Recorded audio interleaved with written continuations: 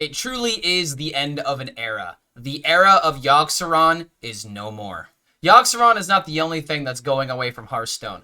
This room is actually going away because this is the last video that I am recording in this room before eventually I'm going to be in a new apartment all by myself. So thank you to everybody who's been subscribing and liking these videos. Because of you guys, we have been able to make it to full-time content creation, and we are going to keep on going by talking about what the top 5 best decks to hit Legend are, as well as the top 5 decks in Legend. And we're going to start with the top 5 decks in Legend because that is where I am the most familiar with right now. I'm still sitting at about rank 500. I peaked at around top 400 with the deck I will be showing up next. But the deck that is by far the most popular in top Legend right now is definitely Rainbow Sif Mage. Rainbow Sif Mage is just the end-all be-all of the Hearthstone ladder right now. And if you want my honest opinion, what really happened to the metagame right now is the fact that we've actually gone backwards. With Yogg being included in the mini set, there were lots of decks that had their weaknesses covered, like Ramp Druid having an easy AoE option and being able to double that with Photographer Fizzle.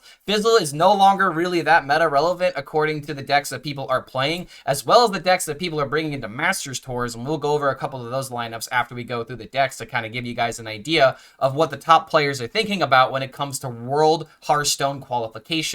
But Rainbow Sif Mage is pretty standard when it comes to how powerful it is. If you guys remember what it was like before the mini set, we are pretty much in that same meta, and Rainbow Sif Mage was one of the best decks at the time and is now back on its throne. So the biggest way that you win is by playing Artificer, playing Keyboard, and then playing Cold Case with that Keyboard in order to get so much stats that you blow out almost every single early game strategy by gaining armor and having minion pressure. And then you have removal with your creations, as well as being able to generate boards with elemental inspirations. There are some lists right now that are subbing out elemental inspiration for double volume up, but volume up is just a really clunky card. You don't want to cut it completely, but having as much minion tempo as you physically can muster is super important when it comes to this kind of deck, because it's not just about being able to deal burst combos, it's about being able to set up boards as well and get a bunch of chip damage, so that way Sif is a lot easier to combo with, and maybe you don't need Nizjar lethals, but you still have Nizjar in here against the control decks, because control decks seem to be running rampant right now, and it seems that a lot of people are either going all in on control or going all in on aggression. Case in point, the deck that I have been playing the most has been this version of Mech Rogue, and I'm still rocking at about a 58% win rate over about 60-70 games, and it is the reason why I am the rank that I am right now, because this deck is just absolutely cracked, to say the least. You could easily make some changes to this deck if you really don't like the idea of the Thunderbringer Neptulon package, but one thing I really like about this deck is that it gives us a reason to play Scourge Illusionist, and when you play Illusionist and then get the value at the Thunderbringer, it can really solo a lot of games or put your opponent in a very awkward position to where they don't want to kill the Thunderbringer because they know what it can pull out.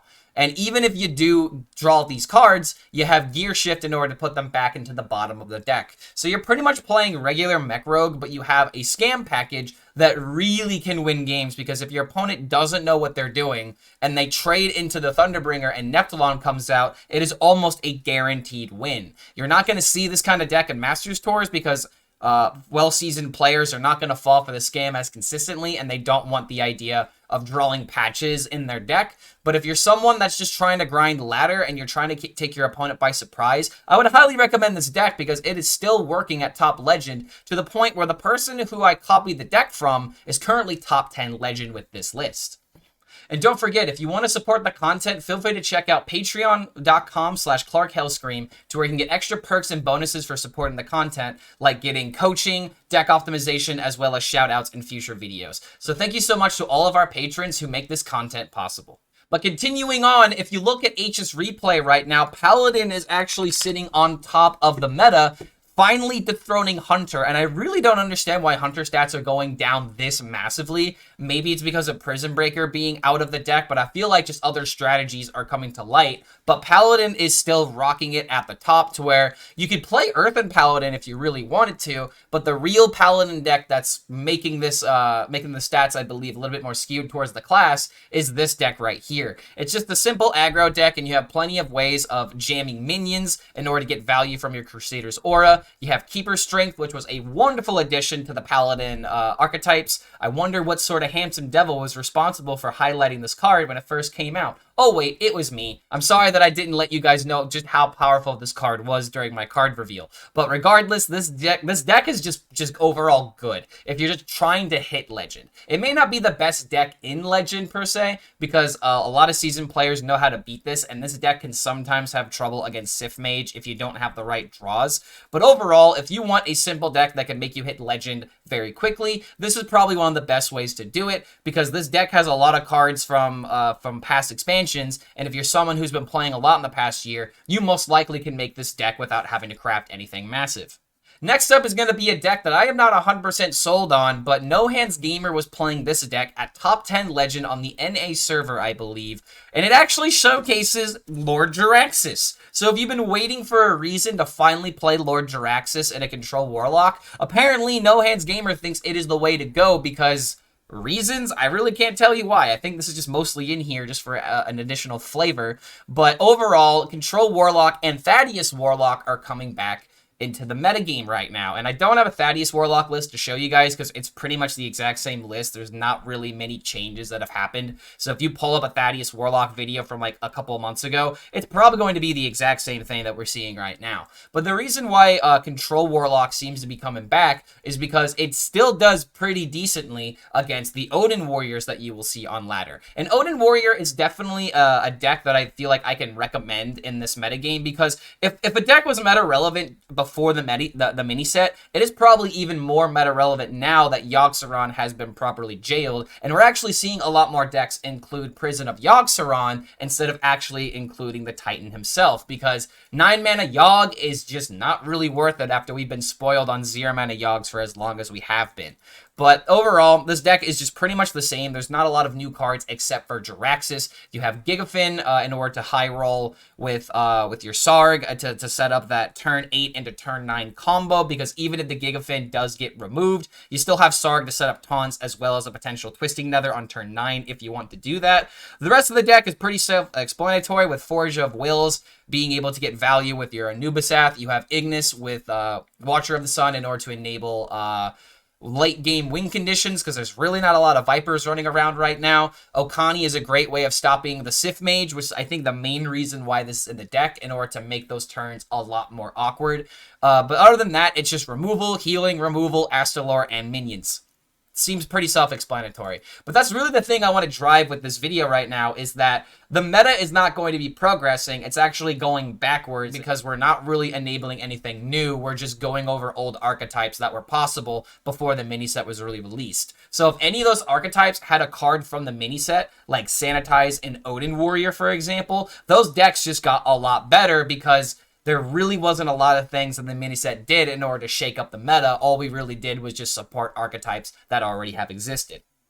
And the last deck that I'm going to put in my top 5 decks in Legend right now is actually going to be Arcane Hunter. And believe me, this is not a deck that I want to be recommending, but secrets are out and the Arcane is still very much in right now. This may not be the perfect 30 list because I pretty much took Ron Mexico's mini set build with Prison Breakers, except I changed around a few cards and put in a second Twin Bow Terror Coil as well as a Star Power, because every now and again, 1 Star Power is just good enough, especially if you give it additional spell damage with the Brightwing.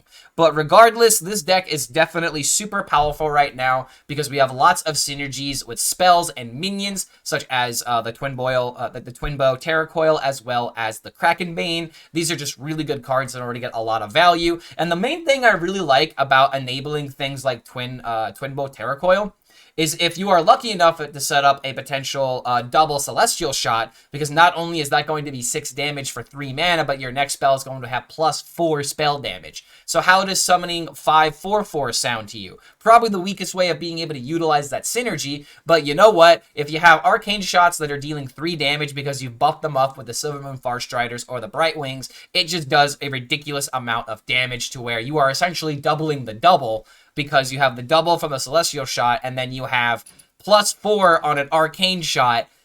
that's double the damage no matter how you're looking at this. So Arcane Hunter is probably one of the easiest decks to be playing right now, but it is worth noting that Hunter win rates are going down for some reason, and I think it's mostly due to the Legend meta, where Hunter doesn't really perform that well after a certain threshold. But if you're looking for an easy deck to climb to Legend with, I would automatically recommend Arcane Hunter, just because this deck really hasn't changed that much through the last couple of months, and it is also one of the most simple decks that you can be playing right now. And now we are getting to the decks that I believe are really good, but there's not enough data in order to really say that they are a top 5 deck right now, but they are definitely a top 10 deck. And I might be a little bit wrong, that's why I choose to showcase a lot of different decks, because it's not fair just to show 5 decks and say that is the meta. There are a lot of decks that are seeing play right now, so it's important to put everything in proper context. And Nature Shaman is still very much a deck that is performing very well. However, I am playing an older version of the deck, so I'm taking out Yogg, I'm putting in a second Turn the Tides, and this just feels like the perfect 30. Like, Yogg made a lot of sense in this deck when we were trying to play a 0 mana Yogg, but now that Yogg is hard capped at 9 mana, I just don't see the reason of including it. So that's the reason why we're just going to put in as many of the old cards as possible. Jazz Base works perfectly at discounting your big turns, so that we can potentially have double bioluminescence come out very consistently. But more than that, it's just typical Nature Shaman. I don't think I have to explain exactly how this deck works, but just in case, you have Flash of Lightnings to discount cards, as well as your Lightning Reflexes to find even more good nature cards. You'd make the Crash of Thunders cost 0 mana, and you try to squeeze the bioluminescence with like Feral Spirits, as well as like Schooling Minions, Zappers, Flow Riders, in order to really pump up that damage to where dealing over 40, 50, even 60 damage is still very possible right now, depending on what you discover from your Lightning Reflexes. And I believe a lot of the Masters Tour competitors are still going to be playing this kind of strategy, with Nature Shaman, Mech Rogue, and Odyn Warrior being the most popular decks that I've seen so far. But Nature Shaman is a deck that I feel like not a lot of people are playing on ladder, because for the past 2 days, I have not seen a single Shaman, but Nature Shaman is still very good right now.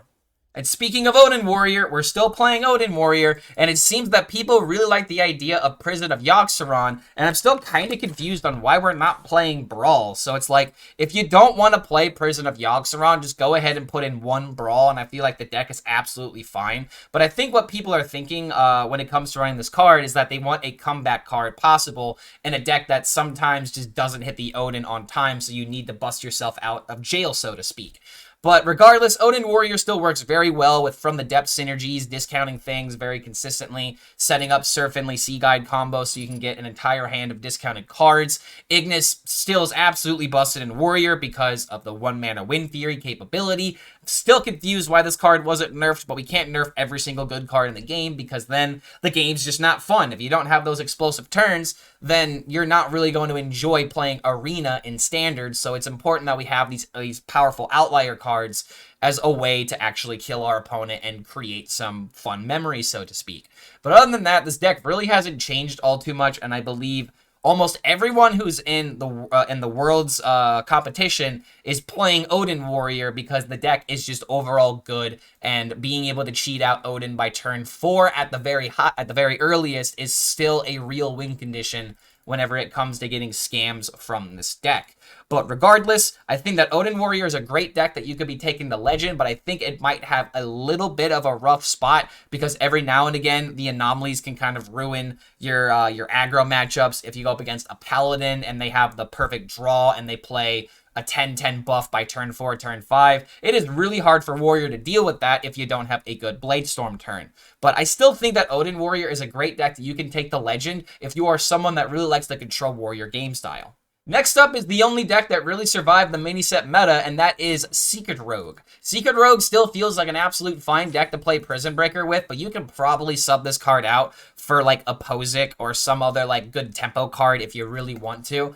But Prison Breaker with Shadow Step is the only reason why I've opted just to show off the exact same deck that we were playing. And in all honesty, this feels like the only deck that can actually utilize the 9 mana Yogg in a great way, because you could still Breakdance it, and you can also Shadow Step it for 7 mana, so that kind of makes it a little bit better. But I did actually see someone playing Secret Rogue with the Yogg-Saron Unleashed still in the deck, and well, I believe I lost that game because Yogg-Saron stole my minion when I was playing Mech Rogue, and it just absolutely destroyed me. So maybe there's still some meta application for the Yogg-Saron Unleashed in certain archetypes, but I feel like it works the best in Rogue just simply because it is the only way of being able to discount the Yogg right now by either playing Prep Bone into it for 7 mana, or you can Shadow Step it back into your hand and still get that value later on.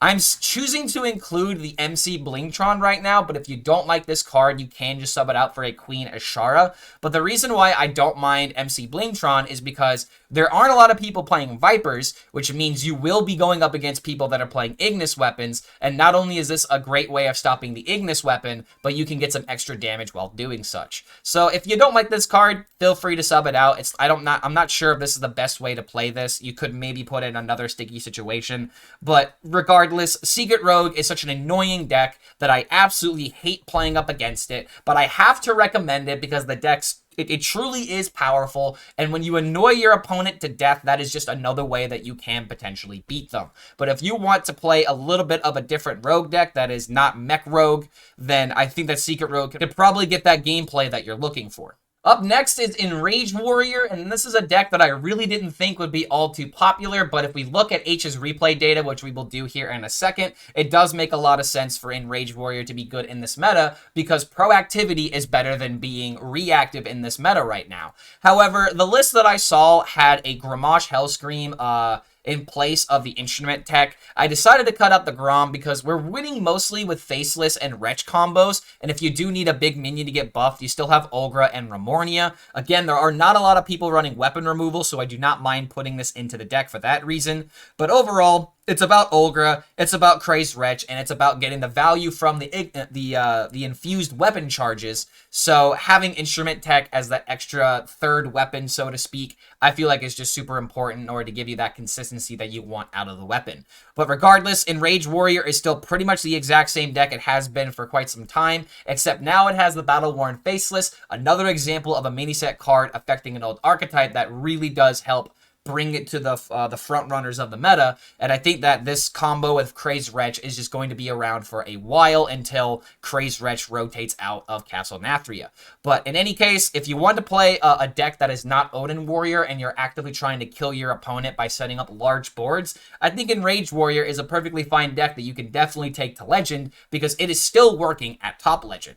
And the last deck in the top 5 decks that you could play to Legend is definitely going to be Spotlight Paladin. This is just the easiest deck that you could be playing right now, and I'm still seeing this deck a lot on the ladder. And kind of like what I was talking about with the 10-10 buff that you can get, this deck definitely does it the most consistent because you have Spotlight, Boogie Down, Hammer of Wrath, Seal of Blood, Keeper's Strength, as well as Hand of Adal and Fork Healthalos as your holy spells that work extremely well at discounting the Garden's Grace. So that way, if you have Order in the Court after you've played 10 mana of spells, then you can easily get a double Garden's Grace on the next turn after you play this card, draw into your next card, and is guaranteed to be both of the Garden's Graces. So this deck literally puts the opponent in a really weird position to where if you don't have complete board wipes, even if you leave a 1/1, you are going to be dealt a lot of damage because the Double Garden's Grace really does do the heavy lifting in this deck. And even if that is not enough to win the game,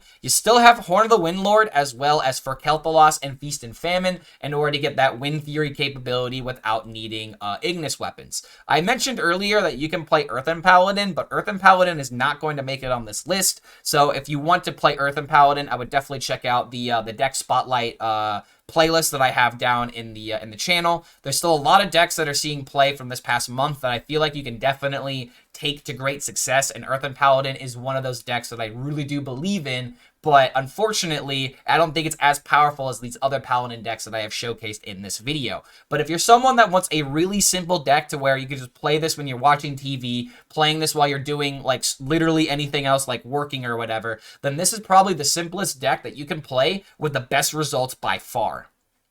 And because I'm Clark HELLSCREAM and I love to show off the goofier decks, this is a legitimate deck that I saw Insane trying to play at top 10, top 15 Legend on the EU server. And honestly, I have no idea how this deck wins. That's right, there's Azumat, but I actually took out a Doomkin to put in A&R because I felt like this deck wanted a Reno Jackson option, so you do have a way of being able to fully restore your health, but maybe this card doesn't make the cut. But if you're someone who's really trying to make Druid work right now, I would honestly recommend Drum Druid because it feels like the most consistent way to get wins. But if you're wanting a wacky deck, you have a deck with Explosive Sheep and Hedge Maze, as well as Shellfish combos, even Azumat combos. You are still working with the Hero Power package with Peaceful Piper, as well as Free Spirit and the Groovy Cat. You still have the 2-mana Rake, and I don't think Embrace of Nature actually made it in this deck, but I could kind of understand the idea of wanting to play Embrace of Nature because you could still get your Nourishes very consistently, and the card costing 2 mana now really did hurt it a lot. But Druid really is suffering from these balance changes, and I just could not recommend a different deck for Druid legitimately because it feels like the best way to play it is just Drum Druid, but I don't have enough stats in order to really confirm that as being a top 5 deck. It might be like a top 10, top 15 if we look at all of these archetypes right beside each other, but Mill Druid is a deck that top Legend players seem to be falling in love with right now. Maybe I can make a video about this when I get back from my BlizzCon trip, but for the time being, I don't have any advice on this deck other than just believe in the heart of the cards, play Shellfish, and play Hedge Maze in order to mill your opponent, and maybe if you get lucky enough with a Solar Eclipse into Due Process, maybe this deck actually does have ways of beating some of the meta-relevant decks by milling their key cards. I don't know. I'm putting this on the list because it's a fun deck, so if you craft it at your own caution. But now that I've shown you guys what decks I believe are the best to play, what does the data say in the past day of Hearthstone? Now, this is not going to be the greatest way of really figuring out what the best decks are, but I kind of wanted to show you guys my thought process when I was putting together this list. So as I was saying, Thaddeus Warlock still seems like a completely viable archetype, even though there isn't a deck code here for some reason, but I did go up against a couple of them on my grind when I played a couple days ago when the patch first happened. So Thaddeus Warlock feels like a very fun deck, a very consistent deck if you're just trying to get some wins. Here's Enrage Warrior, and for some reason Outcast Demon Hunter, another deck that I did go up against and did lose against, so maybe there's some potential for Outcast Demon Hunter, Undead Priest, as well as like Silverhand Paladin or Drum Druid being a legitimate deck that you could be playing right now. Ramp Druid, I believe its stats are still being carried over from how good it was before the balance patches happened, so I would not trust the data when it comes to this. Maybe the same thing with Secret Rogue, but Plague Death Knight has actually made it to the bottom of tier 2, so the reason I don't put this deck on here is because it feels really easy to play around it, but when you get lucky enough to get your Hell Yeah on turn 4 and you just have a lot of plagues that are being shuffled into the deck, it still feels like an absolutely fine archetype. But Control Warlock, Control Warrior, and Sif Mage are in tier 3 in the past day on HSReplay top 1000, but I would definitely see Rainbow Mage's numbers going up. I just feel like the meta has been so volatile against these decks that they're still being affected by how bad the matchups were against Ramp Druid, for example, but I just imagine that these numbers are going to just go onwards and upwards because a lot of players are really believing in these decks again. Same thing with Nature Shaman, for example. But one other thing that I want to point out, and which is the main reason why I put together these deck list videos, is Masters Tour competitors, Meaty as well as Pocket Train have announced their actual lineups, and this is the other version of Mech Rogue that I was talking about, that I feel like if you don't want to include the scam package, you can still get away with running, Mech Rogue with Prison of Yogg and Speaker Stompers as a way of trying to stop the Sif Mages, for example. This might be a lineup that is trying to bully mages in particular, especially with decks like Outcast Demon Hunter being a way to really put on the pressure of mage if they don't have AoEs. But Odyn Warrior, Outcast Demon Hunter, Sif Mage, and Miracle Rogue is what the Meat Man is bringing, so Meat Man King, go ahead and bring it home. And if Meat Man's not bringing it home, then I need Pocket Train to bring it home. I need one of these guys to win because they are my favorite Masters Tour competitors. But Pocket Train has a very similar lineup where he's bringing Sif Mage, Odyn Warrior, Nature Shaman, and Mech Rogue, I believe, is the exact same list. So if you want to try and copy one of these decks as a way of getting easy legend wins, you can probably do that, but just know that some of these decks are really hard to pilot. Like Sif Mage is not as easy as a lot of people want to give it credit, although Sif is definitely still a card that a lot of people want to see nerfed because they don't like being OTK'd. But when you're behind this deck and you really understand how the game plan can sometimes change, where you have to play a little bit more defensive versus being offensive, then it really does paint a picture on how this deck is not as broken as everyone thinks it is. But I still do believe that it is the best deck to be playing right now, only if you know what you are doing with it. So if you want to check out the Masters Tour competitions, they should be happening this weekend on the 28th and the 29th of this month. And this video, I believe, will be posted on the 28th, so that should not be a problem. But that is where I got my decks from. Getting resources from Twitter is always the main suggestion I have when it comes to joining Twitter in general, because I'm not here for opinions. I'm here for Hearthstone decks and Hearthstone statistics. But there's always HSReplay in case you want to use this kind of resource to kind of figure out what you want to climb with. But regardless, I think that these are the best resources that you can utilize, is Hearthstone Twitter as well as HSReplay, in order to get as many deck ideas as possible, and then it's on you in order to figure out how good the decks actually are. But let's go ahead and say goodbye to this room, because this is going to be the last video that I record in this room. So don't forget, if you enjoy this kind of content, feel free to like this video and subscribe to the YouTube channel in order to say that you knew Clark before it was cool. So thank you so much for making it to the end of this video, and we'll see you for the next one.